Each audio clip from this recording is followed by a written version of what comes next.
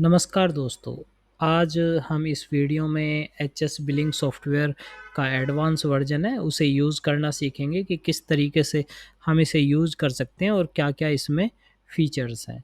तो सबसे पहले जैसे ही हम चलाएँगे तो हमें इसे लॉगिन कर लेना होगा। तो आप देख रहे होंगे इसमें काफ़ी सारे जो मेन्यूज़ हैं वो एडमिन है, master, transaction, account, barcode, report और हेल्प और एग्ज़िट। तो ये बिल्कुल बेसिक तरीके से हमने इसे बनाने की कोशिश करी है। तो इसमें आपको सबसे पहले जो है एडमिन में आप अपने बिज़नेस की डिटेल यहाँ पर आप सेट कर सकते हैं। यहाँ पर आप अपने बिज़नेस की डिटेल सेट कर सकते हैं और लोगो वगैरह सेट कर सकते हैं। इसके बाद जो भी आपको टेम्पलेट यूज़ करना है, उसे आप इसमें यूज़ कर सकते हैं। इसमें 50 से ज़्यादा जो इनवॉइस टेम्पलेट है, वो हमने दिए हुए हैं। इसमें 58 एमएम जिसे हम 2 इंच भी बोलते हैं, 3 इंच और ये 3 इंच में जीएसटी के साथ और A5 तो इसे हम यहाँ पर क्लिक करके इन्हें व्यू भी कर सकते हैं। तो A5 का भी है और A4 के जो सिंपल हैं, उन्हें भी हम इस तरीके से देख सकते हैं। सबसे ज़्यादा A4 जीएसटी के हमने बनाए हुए हैं, तो आप देखेंगे कि हमने बहुत सारे टेम्पलेट बनाए हुए हैं, तो आप इन्हें यहाँ से किसी में को भी आप चूज़ कर सकते हैं। ये यहाँ पर डिफ़ॉल्ट सेटिंग में है, नॉर्मली है ये तो कि जो आपको सेल में टैक्स का टाइप रखना है वो आप रख सकते हैं, नो टैक्स भी रख सकते हैं। इसी तरीके से आप परचेज़ में रख सकते हैं।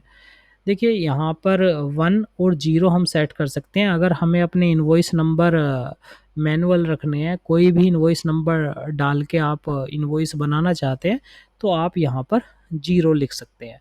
तो ये फिर ऑटोमैटिकली जो इनवॉइस नंबर का टेक्स्ट फ़ील्ड है उसे आपके लिए इनेबल कर देगा और उ उसमें आप अपना इनवॉइस का नंबर डाल के कोई भी इनवॉइस आप बना सकते हैं। यहाँ से सॉफ्टवेयर की बैकग्राउंड चेंज कर सकते हैं। तो इसे इसके बाद हम सेव कर देते हैं, ठीक है? और इसमें कुछ एडवांस सेटिंग भी अगर आपको करनी है तो आप यहाँ से कर सकते हैं। जैसे कि आपको सेव एंड प्रिंट जो कि पोस्ट में काफ़ी यूज़ होता है रिटेल शॉप में, आप इसे यहाँ से अनेबल कर सकते हैं। जो भी आपका डिफ़ॉल्ट प्रिंटर होगा, ऑटोमैटिकली सेव के बाद प्रिंट भी निकल जाएगा। सेल्स रजिस्टर ऑटो रिफ्रेश होता रहे, जैसे बहुत ज़्यादा सेल हो रही हैं, उनमें आपको बार-बार रिफ्रेश नहीं करने की नीड होगी, आप यहीं से इसे यूज़ कर सकते हैं। अगर आप एडिट डिलीट पर पासवर्ड चाहते हैं, तो आप इसे चेक कर सकते हैं और अगर ओनली बारकोड से चलाना, यहाँ पर क्लिक कर देंगे। अगर आपको जो सेल्स करते हुए जो आइटम सेव होते चले जाएँगे, उन्हें रिवर्स ऑर्डर में करना है, तो उन्हें आप यहाँ से चेक बॉक्स कर सकते हैं। देखिए जब सेल करते हैं तो ओनली 4 फ़ील्ड्स ही दिखाई देते हैं, अगर आपको ज़्यादा फ़ील्ड देखने हैं तो इस ऑप्शन को आप चेक कर सकते हैं। और जैसे ही आप कोई भी आइटम ऐड करते हैं, आपको स्टॉक अलर्ट मैसेज आना चाहिए, आप यहाँ से उसे चेक कर सकते हैं। और अगर जो फ़ोकस है वो केवल प्रोडक्ट सर्च पे ही रहना चाहिए, कस्टमर पर नहीं जाना चाहिए, तो आप यहाँ से कर सकते हैं। इसी तरीके से अगर आपको सेल्स प्राइस को बिल्कुल लॉक कर देना है कि उसे कोई एडिट ना कर सके, तो वो यहाँ से कर लेंगे और जो लेफ़्ट पैनल है हमारे सॉफ्टवेयर का उसे आप यहाँ से कर सकते हैं, इसे सेव कर देंगे, ठीक है? तो ये एक न्यू फीचर्स हैं। इसी तरीके से यूज़र मेन्यू राइट्स हैं। यूज़र मेन्यू राइट्स में आप किस यूज़र को क्या-क्या एक्सेस देना चाहते हैं। तो जैसे कि एडमिन को हमने सारे एक्सेस दिए हुए हैं, आप यूज़र को वन बाय वन कोई भी एक्सेस दे सकते हैं। तो इस तरीके से ये एडमिन सेक्शन हमारा कंप्लीट हो जाता है। यूज़र में हम नए यूज़र भी बना सकते हैं अपने और उन्हें यूज़र राइट्स में उन्हें अलग-अलग मेन्यू आप दे सकते हैं। देखिए किसी को आप सेल्स का देना चाहते हैं, किसी को परचेज़ का, तो इस तरीके से आप इसे अलग-अलग भी दे सकते हैं। इसके बाद मास्टर है। मास्टर में देखिए मोस्टली हमने यूनिट भी डाली हुई है, सारी चीज़ें हमने डाली हुई हैं। फिर भी आपको लगता है कोई आपकी यूनिट नहीं है तो ऐड पे क्लिक करेंगे और यहाँ पे यूनिट टाइप लिख के सेव कर देंगे, ठीक है? इसी तरीके से और भी मास्टर हैं, इसमें कस्टमर आ जाता है हमारा, कस्टमर की एंट्री हम इस तरीके से करेंगे कैंसिल करके दूसरा हम कोई भी कस्टमर का नाम लिखेंगे, स्टेट सेलेक्ट कर लेंगे। देखिए स्टेट ज़रूरी है सेलेक्ट करना प्रॉपर, क्योंकि इसी से जीएसटी और आईजीएसटी का जो डिफरेंट होता है उसी इसी से पता लगेगा। यहाँ पे आप ओपनिंग बैलेंस सेट कर सकते हैं, और यहाँ पे अगर आपके पास बहुत सारे कस्टमर हो जाते हैं, यहाँ से सर्च कर सकते हैं और उस डाटा को, सर्च डाटा को आप एक्सपोर्ट भी कर सकते हैं, या सारा ही जो ग्रिड में जो जो भी डाटा उसे एक्सेल में एक्सपोर्ट करके उस पर फिल्टर वगैरह आप लगा सकते हैं। तो ये कस्टमर का सेम ही इस तरीके का वेंडर होता है। देखिए अगर आपको बैंक अकाउंट वगैरह सेट करना है कि जो जीएसटी इनवॉइस में आता है, वो आप यहाँ से कर सकते हैं। डाटाबेस का बैकअप आप टाइम टू टाइम लेते रहेंगे, बैकअप यहाँ से आप क्लिक कर देंगे। अब मेन आ जाते हैं देखिए सेल्स पे और परचेज पे। तो सबसे पहले देखिए आपको सॉफ्टवेयर में प्रोडक्ट ऐड करने होंगे, जो भी आपके प्रोडक्ट है। जैसे मैंने ये 2 प्रोडक्ट ऐड कर लिए हैं। प्रोडक्ट ऐड कर सकते हैं हम, इन्हें हम एक्सेल से भी इंपोर्ट करा सकते हैं। देखिए यहाँ पे टेम्पलेट दिया हुआ है, आप इस टेम्पलेट में जो है आप अपना डाटा फिल करिए प्रॉपर इस तरीके से, और आप इसे इंपोर्ट पर क्लिक कर दीजिए। और जो भी ग्रिड का डाटा उसे भी आप एक्सपोर्ट कर सकते हैं, और उसे CSV फाइल में आप एडिट करिए जो भी नई एंट्री है, और उन्हें इंपोर्ट भी कर सकते हैं। तो बहुत ही इजी है। और अदर एंट्री आप जो है प्रोडक्ट की डिटेल यहाँ भी डाल सकते हैं।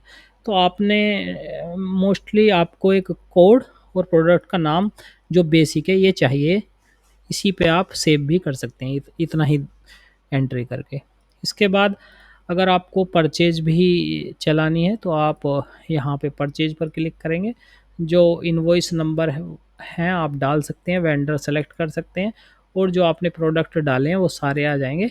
ठीक है, तो आप यहाँ पे क्वांटिटी डालेंगे, यहाँ पे आप प्राइस डालेंगे, टैक्स हम अभी कुछ नहीं डाल रहे। तो ये हमने इसे हम यहाँ पर सेव कर देते हैं, और हम इसका प्रिंट देख सकते हैं। तो ये हमारा प्रिंट आ गया है। तो इस तरीके से ये हमें जो परचेज इनवॉइस है वो देखने को मिलेगी, जिसमें आपका CGST IGST ये सारा चीज़ें आपको दिखाई देंगी।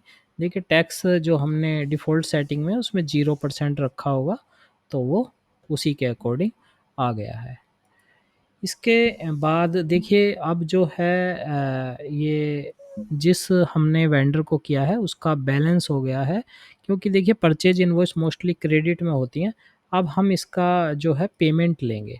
पेमेंट लेने के लिए हमें वेंडर को सेलेक्ट करना होगा। देखिए बैलेंस आ गया, और मैं ये पेमेंट इसमें सॉफ्टवेयर में ले लेता हूँ, ये मैं सेव कर देता हूँ। तो उसे हम एक स्लिप भी दे सकते हैं इस तरीके से। तो देखिए ये परचेज हमारी कंप्लीट हो गई है, हमने पेमेंट भी ले लिया है, पेमेंट दे दिया है, ठीक है ना वेंडर को।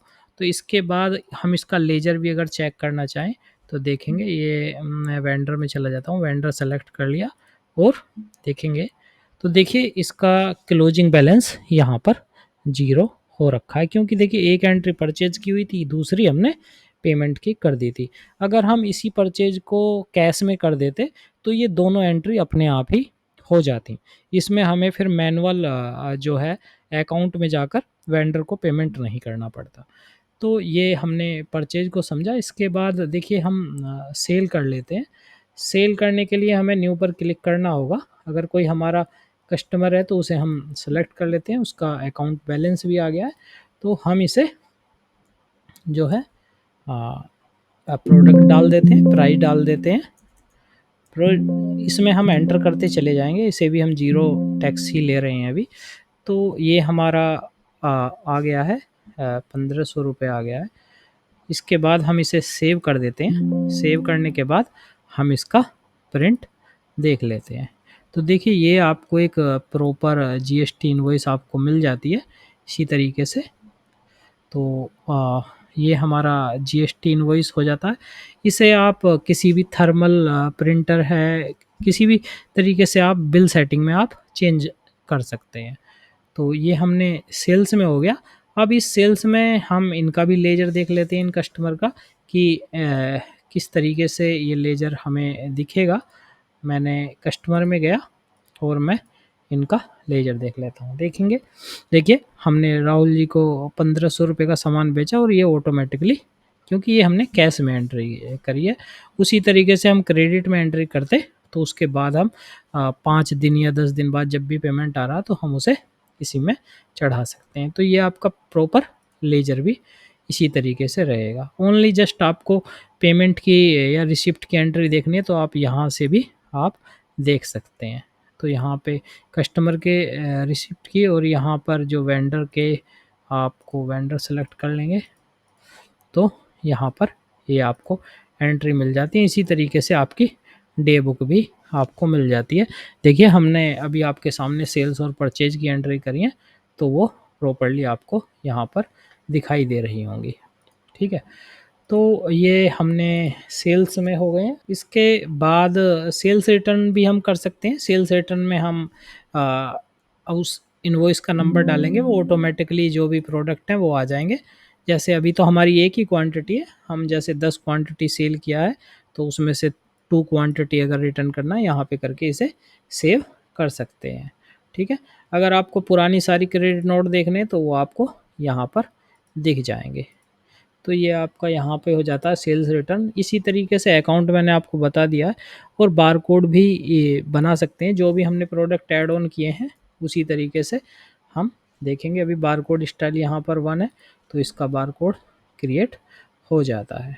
ठीक है, तो अभी हमने कोई भी एमआरपी और प्राइस नहीं रखे थे तो वो इसी तरीके से अगर हम स्टाइल 2 को यूज़ करेंगे तो आप देखेंगे स्टाइल 2 में आ गया।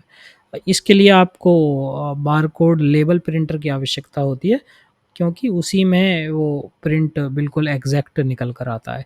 ये 25 mm जो हाइट है और 50 mm इसकी विड्थ है। तो ये हमारा हो गया। और परचेज रिपोर्ट, सेल रिपोर्ट जो है ये सारी चीज़ें। सेल रिपोर्ट में काफ़ी सारी रिपोर्टें हैं, आपको जीएसटी की भी रिपोर्टें मिल जाएंगी। अगर B2B की कोई सेल है, देखिए जिसमें जीएसटी नंबर होता है वो जीएसटी की रिपोर्ट मानी जाती है B2B की। ठीक है, तो इस तरीके से ये हमारी B2B की रिपोर्ट निकल जाती है। अगर B2C का कोई होगा, क्योंकि देखिए एक ही एंट्री करी है वो भी हमारी B2B की थी तो इसमें हमारी कोई एंट्री नहीं है। और अगर हमें देखना है, इसे हम अनचेक कर देते हैं, हम टोटल सेल देख सकते हैं। यहाँ से सेल रिपोर्ट हो जाती है। टैक्स वाइज आप रिपोर्ट देख सकते हैं। यहाँ से आप अगर जैसे अमेजन फ्लिपकार्ट पर करते हैं तो उनके ऑर्डर नंबर के अकॉर्डिंग आप देख सकते हैं। यहाँ पे आप प्रोडक्ट वाइज देख सकते हैं कौन, जैसे कि टेस्ट प्रोडक्ट की सेल हुई है, यहाँ पे आपको किस प्रोडक्ट में आपको कितना प्रॉफिट वगैरह हुआ है तो आप वो यहाँ पे देख सकते हैं। ठीक है, आप कस्टमर वाइज भी कितनी सेल हुई है वो भी आप चीज़ यहाँ पे चेक कर सकते हैं। तो ये सेल्स की रिपोर्टें हैं और प्रोडक्ट की भी रिपोर्टें हैं। जो आपके टोटल कितनी एंट्री हो रखी हैं प्रोडक्ट की, वो सारी चीज़ें आपको यहाँ पर मिल जाती हैं। और यहाँ पर सप्लायर या वेंडर का आप देख सकते हैं, किस वेंडर से कितना माल हमने लिया हुआ है या कितने उसके प्रोडक्ट हैं, वो चीज़ें हम यहाँ चेक कर सकते हैं। किसका स्टॉक ज़ीरो है वो भी हम चेक कर सकते हैं। कैटेगरी वाइज भी हम अपनी प्रोडक्ट की लिस्टिंग देख सकते हैं। तो ये हो गया है। और ये जो बेसिकली चीज़ है, बिल्कुल मैंने उतना इसे बनाया है जितने की आवश्यकता हमारा डेली लाइफ में किसी एक बिज़नेस को रन करने के लिए होती है। तो आप इस सॉफ्टवेयर को यूज़ कर सकते हैं। जो हमारे पुराने कस्टमर हैं वो उनके लिए वर्जन फ्री रहेगा। ठीक है, अगर आप न्यू कस्टमर हैं तो आप हमें दिए गए व्हाट्सएप नंबर पर मैसेज कर सकते हैं। जय हिंद, जय भारत।